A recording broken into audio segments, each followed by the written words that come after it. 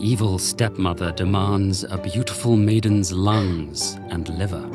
A girl is ripped from a wolf's stomach, and sisters mutilate their feet to squeeze into a solid gold slipper. During the early 1800s, brothers Jacob and Wilhelm Grimm gathered these unflinchingly gory details from stories circulating around what's now Germany. But as the tales amassed widespread fame, they morphed dramatically. The Brothers Grimm were born in Hanau in the 1780s. At the time, Germanic lands didn't yet exist as the unified nation-state of Germany, but were instead divided into small, independent princedoms. And French forces exerted significant control over the region as a result of Napoleon's expansionist aims. Meanwhile, European Romanticism was beginning to flourish, accompanied by movements to preserve national languages and traditions. In their teens, the Brothers Grimm enrolled to study law at university, and soon became interested in how local rules and customs were embedded in folk stories. It wasn't long before they began undertaking their own romantic nationalist project, soliciting all manner of German folklore, striving, they said, to penetrate into the wild forests of their ancestors. Their aim was to foster a unifying sense of German cultural identity. They idolized the idea of stories from the so-called common man, which they viewed as evidence of a national unspoiled imagination and inner purity. In practice, much of what they collected came from middle and upper-class sources, and some stories had traceably transnational origins, but the Grimms received material spanning songs, jokes, fables, and magic fairy tales from books and educated young women, as well as a painter and a former soldier, though they probably collected the most from the wife of a tailor. They published their first volume, Children's and Household Tales, in 1812. But from the stepmother who serves her husband his own son for dinner, to the man who murders his brother in order to marry a princess and then gets drowned in a sack, these stories were far from cozy.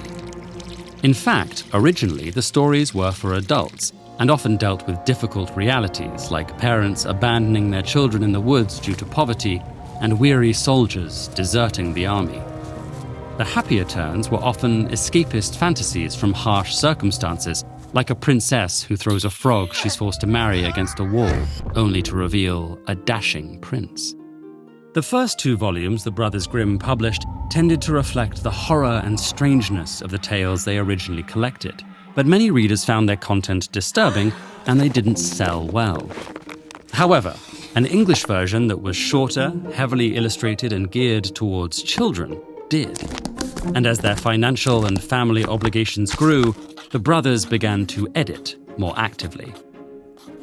In 1825, the Brothers Grimm published a small edition that incorporated illustrations and was intended to appeal to newer, romantic ideals of childhood and more conservative middle and upper-class Christian sensibilities. A gory tale of kids playing pig and butcher, for example, didn't make the cut.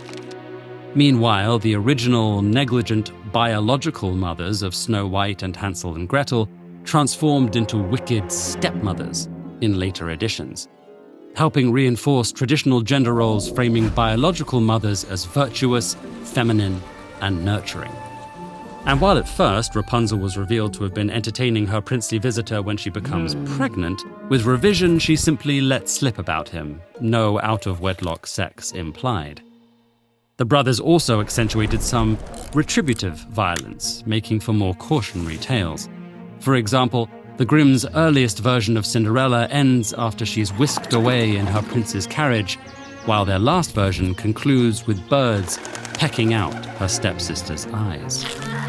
Over their lifetimes, the brothers published 7 editions of the tales, which became increasingly popular as they deleted and added stories while intensively editing them to fit more puritanical tastes and amplifying narrative and descriptive details. Additional adaptations by others saw the stories evolve further. No longer would Snow White be revived by a stumbling pallbearer, but a prince's kiss. And henceforth her witchy stepmother wouldn't dance herself to death in iron shoes on a scorching bed of coals. In other words, they'd grow to be not quite so unconventional or grim as their origins. If you were magicked into the middle of a Brothers Grimm fairy tale, would you rather face death himself or the devil? Choose your adventure with one of these videos.